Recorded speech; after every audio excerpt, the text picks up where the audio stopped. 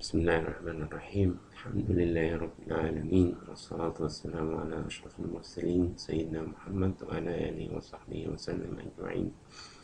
سبحانك لا علم لنا إلا ما علمتنا إنك أنت العليم الحكيم. Dear colleagues, this is the second part of the lecture dealing with peritoneum and mesenteric imaging, and I have explained in the first part of this talk most of the peritoneal pathology, and in this part I will discuss some of the mesenteric abnormalities, and I remind you that the folds of the peritoneum that are attached to the stomach are known as the omentum, and we have the lesser omentum attached to the lesser curve of the stomach, and the greater omentum which is attached to the greater curve of the stomach. And the greater omentum is 4 layers, and you can see this is the stomach, and this is the lesser omentum, and this is the greater omentum, which is 2 folds of the peritoneum. Then they are reflected back, reaching the transverse colon to form the mesocolon later on, which is connecting the transverse colon to the posterior abdominal wall. Then you remember that one of the tools for evaluation of the mesentry and the peritoneum is the CT scan, especially if it is performed after intravenous contrast injection. And one of the essentials in this scan is to obtain the coronal reformatted images of the abdomen, looking for the mesenteric root identified by the superior mesenteric artery and vein. And in this image you can clearly see the root of the mesentery and the 2 vessels, as well as the the branches in the mesentery, and you can see also the mesenteric fat planes. Then as you know that the greater omentum and the lesser omentum cannot be usually seen on CT scans unless they are abnormal, but the normal greater and lesser omentum are not usually visualized. But in the abdominal scans you can say that this is the site of the greater omentum, which is immediately posterior to the anterior abdominal wall, and this is the fat most likely present in the greater omentum. Then these are the abnormalities we would like to expose. Number 1, the rotational anomalies, vascular lesions, mesenteric panniculitis, foreign bodies, mesenteric cysts and malignant tumors, and metastatic disease, and finally the pseudomyxoma peritonei. And malignant tumors include a large group of tumors affecting the peritoneum and mesentery, especially the mesothelioma, liposarcoma, lymphoma, leukemia, and the aggressive fibromatosis. Then you remember from the anatomy that this is the region of the pancreatic head identified by the superior mesenteric artery and vein. And this is the normal relation between the superior mesenteric artery and the vein. The artery is near to the midline, smaller in caliber than the vein itself. Then sometimes in cases of mid-gut rotation or abnormal rotations, you got abnormal relationship of the superior mesenteric artery and the vein. And in cases of volvulus of the mid-gut, you will see the region of the superior mesenteric artery and vein with multiple whorl-like shadows, almost similar to this what we call the whirlpool sign. And of course, because of this volvulus, you will get some obstruction in the intestine, and this is reflected by dilated bowel loops with multiple air fluid levels inside the loops. Then this is one of the uh, previous techniques for evaluation or the demonstration of the abnormal rotations in the gut, and this is a simple non-rotation of the gut. You see the colon is to the left side of the patient and the small bowel are to the right side, and this is almost asymptomatic. But whenever there is a volvulus and you got abnormal relation between the superior mesenteric artery and the vein together with the whirlpool sign, you will expect some form of intestinal obstructive changes. And this is also a good example of mid-gut volvulus. This is the region of the superior mesenteric artery and the vein, and this is the root of the mesentery. Then you got the classic whirlpool sign, and you see the intestine is filled with fluid, and you can also appreciate multiple air fluid levels denoting intestinal obstruction. And this is also a good example for mid-gut volvulus, and you see the classic whirlpool sign at the root of the mesentery. Then partial rotation means that some of the organs are not normally seen at their anatomic sites, and this is an example of a partial rotation of the cecum. The cecum is normally present in the right iliac fossa, but here you can see that the cecum and the ascending colon are to the left of the spine, being in the left lumbar region. Then one of the lesions that may affect the mesentery is thrombosis of either the artery or the vein. And this pathology can be easily diagnosed using the usual multi-detector CT or even the CT angiography of the mesenteric vessels. And in this case, you see this is the aorta, and the vessel coming from the anterior aspect of the aorta is the superior mesenteric artery, and you can appreciate the presence of the thrombus inside the artery. There are many causes for thrombosis of the artery and the vein, including the blood dyscrasia, the trauma, portal hypertension, infection, and malignancies, and sometimes the oral contraceptive pills. In this case, in the same case as of the previous image, and you see the superior mesenteric artery is partially occluded by a thrombus, and looking for the intestine, you see the intestine is dilated, and there are fluid levels denoting some obstructive changes. Then the diagnosis of mesenteric vein thrombosis is easy also during the usual contrast enhanced CT scan of the abdomen. Here you can see the superior mesenteric artery, and this is the vein, and the vein is partially opacified, denoting the presence of a thrombus inside the vein itself. And the patient had also some ascites, as you can see. Then one of the lesions affecting the mesentery is known as mesenteric panniculitis, and this is an inflammatory condition of unknown etiology, and it involves commonly the jejunal mesentery, and the presentation is by abdominal pain, diarrhea, sometimes intestinal obstruction, or the appearance of a mass. However, some of these lesions may be absolutely asymptomatic. If you look carefully for this CT scan of the abdomen, then you see an area of abnormal density of the mesenteric fat. And this area, inside the area, you can see some of the mesenteric vessels going inside the lesion. And what is very important for the diagnosis is that the fat around the vessel is more or less preserved.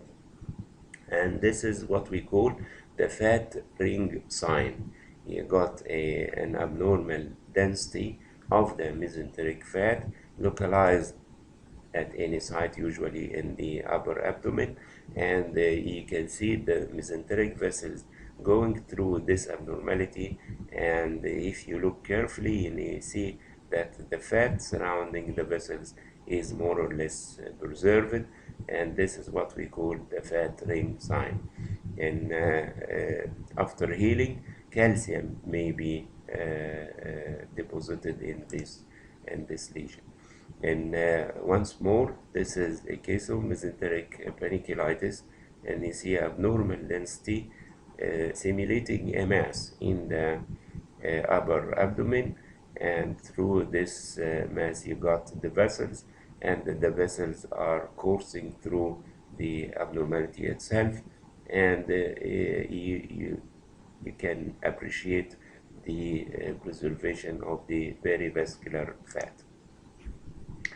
Another example of mesenteric panniculitis, and you see the abnormality, and you see the vessels are coursing through this abnormality. Then we came to the peritoneal and mesenteric cysts, and you know that there are a lot of cysts that can occur in the peritoneum or the mesentery. Some of the cysts are unilocular, and others may be multilocular with internal septations, particularly the cysts related to the lymphangioma. And sometimes you got cystic mesothelioma or non-pancreatic pseudocysts within the mesentery. Also, the presence of a thick enhancing wall is suggestive of an enteric duplication cyst. Then if you see a cystic lesion in the peritoneum or in the mesentery, then the cyst is containing fluid, and the wall is thin with no internal septations, and there is no enhancement and no mural nodules. Then you are not able to predict the nature of this cyst, and the diagnosis is usually in most of the cases as a mesenteric cyst, and sometimes this cyst may be aspirated percutaneous or may be surgically removed. And look at this example of a cystic lesion in the pelvic abdominal area of a female patient who had a positive history of trauma followed by abdominal pain, and the cystic mass is suspected to represent a pseudocyst secondary to the traumatic insult. And because of the thickness of the wall, an abscess was also suspected, or an infected mesenteric cyst. At surgery, this was found to be a mucinous cystadenoma of an ectopic ovarian tissue. Then what I want to say that whenever you see a cystic lesion in the abdomen, there are some criteria to predict one of the lesions, but in many times you cannot predict, and you say only this is a mesenteric cyst for further evaluation. One of the criteria to predict the nature of the lesion is the presence of internal septation, and the cyst is creeping in between the abdominal organs, and in such case you can predict the nature of the lesion as a lymphangioma. Lymphangioma is a large lesion, and it's multilocular with internal septations and clear water contents. And this is an example of a lymphangioma in the abdomen. You see a huge cyst with internal septations and clear fluid density. And this is also a lymphangioma in a female child. You see the huge distension of the abdomen by this very big cystic lesion with internal septations displacing and compressing the bowel loops. Also, one of the criteria to predict the nature of the cyst is the presence of fat and calcium. and inside the cyst, and in such cases it is an easy diagnosis, and the cyst usually presents the cystic teratoma. And here an example of a big lesion containing fluid, containing fat and calcium as well. Then the presence of fat and calcium in a cystic lesion in the peritoneum is suggestive of teratoma. And you know that these two major criteria, calcium and fat, can help in the to predict the nature of teratoma anywhere in the body. You remember in the mediastinum, and also in the ovary, when we will discuss the imaging of the female pelvis. One of the two criteria are helpful to diagnose ovarian dermoid cysts. And this is an example of a cystic lesion in the peritoneum or in the mesentery, fluid filled with no internal septation. Then the diagnosis is a mesenteric cyst. And you should know the differential diagnosis as I have mentioned. Then peritoneal mesothelioma is a rare tumor of the peritoneum compared to that of the pleura, and most of the peritoneal mesotheliomas are also associated with asbestos exposure, and about 35% of mesotheliomas can arise solely in the peritoneum. But in some cases, you can see mesothelioma in the pleura extending through the pleuroperitoneal recess into the abdomen, or there is an associated location of the tumor in both the chest and the abdomen. And you remember that this is the site of the greater omentum, and you see a big mass which is infiltrating the greater omentum, which is posterior, just posterior to the anterior abdominal wall. The best diagnosis for this appearance is the peritoneal implants, or what's known as omental cake, especially if you know that the patient had a primary malignancy that can metastasize through the peritoneum. But in many cases, there is no known primary, and you have to biopsy these masses in order to know the exact nature. And mesothelioma may appear as I have shown in this case, and may also be in the diffuse, or what's known as the desmoplastic type. And this diffuse type is an infiltrative lesion involving the peritoneum and encasing the intestinal lobes. Actually, as I have mentioned, you cannot predict that this is a mesothelioma from imaging, and you should have the histopathologic confirmation by either by surgical biopsy or by CT guided needle biopsy or ultrasound, of course.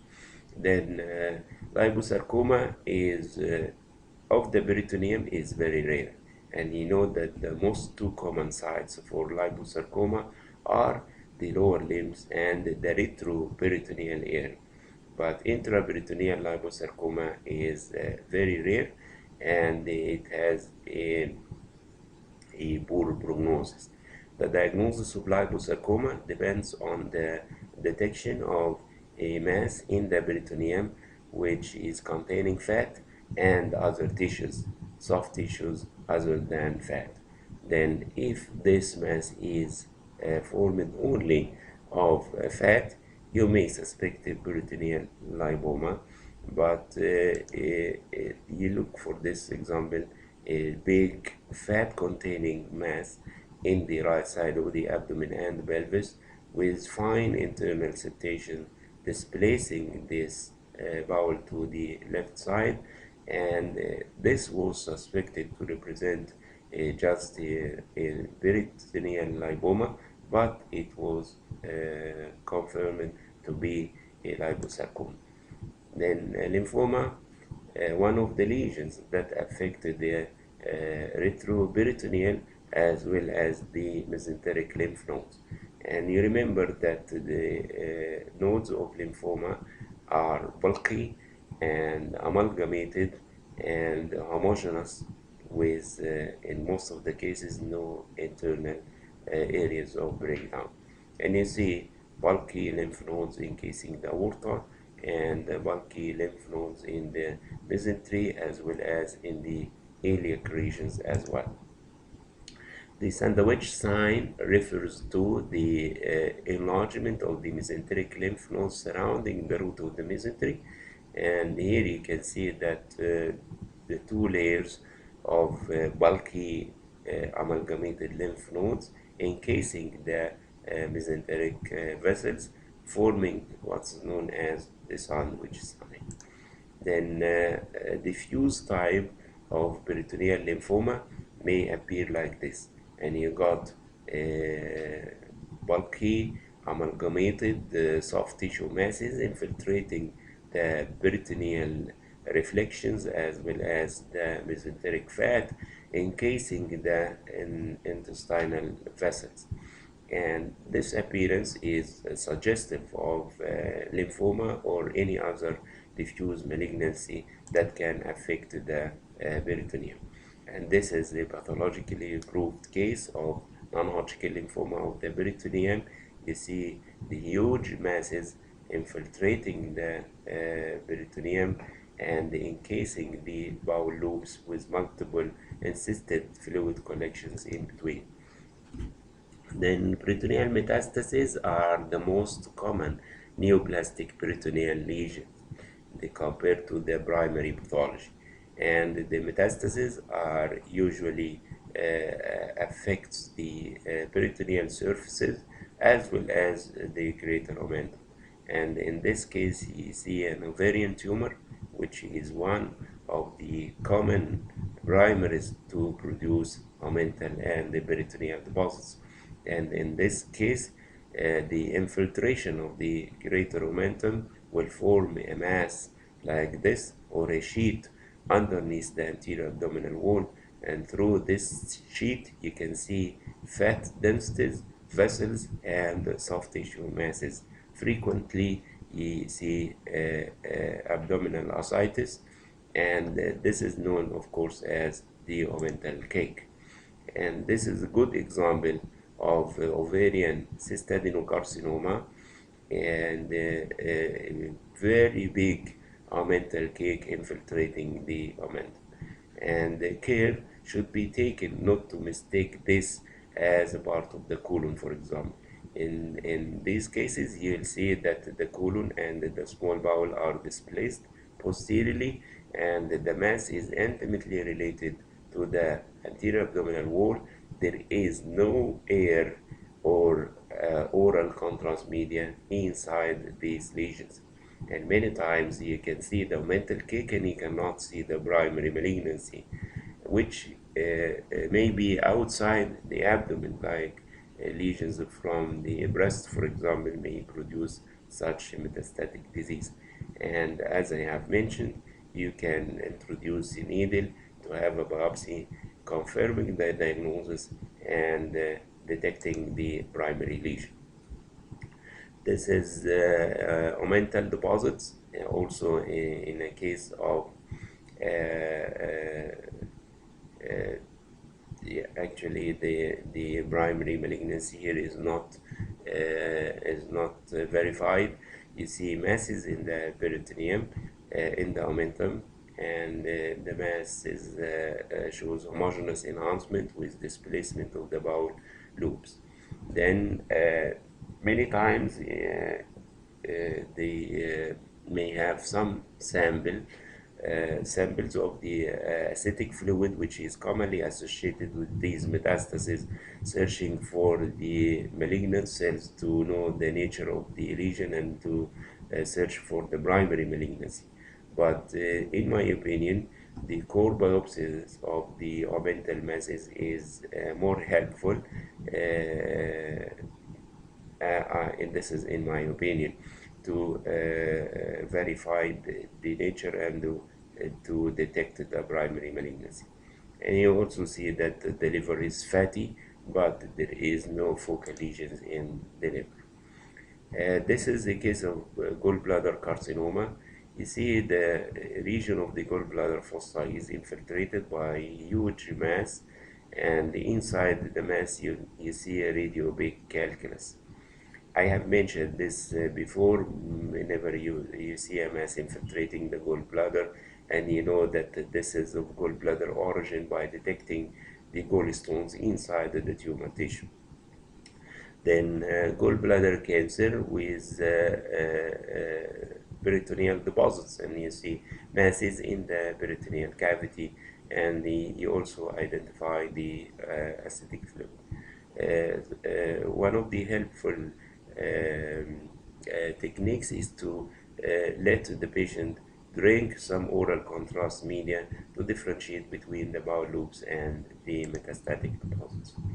Finally, we came to the issue of pseudomyxoma peritonei, which means that there is accumulation of large amount of mucinous ascites due to rupture of a benign, I repeat this, benign or malignant mucin producing tumor like that of the appendix, of the ovary, pancreas, stomach, or the colon. And the CT scan, you will see that the peritoneum is filled with what looks like fluid, but of relatively a higher density. And in order to differentiate this from the simple ascites, the best way is, or the best diagnostic clue is scalloping of the surface of the liver and the spleen.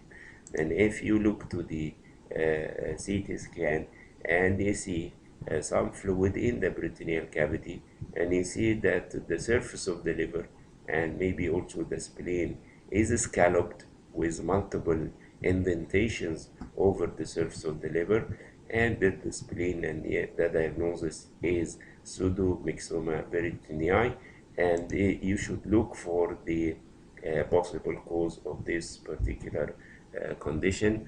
هذا وبالله التوفيق والحمد لله رب العالمين.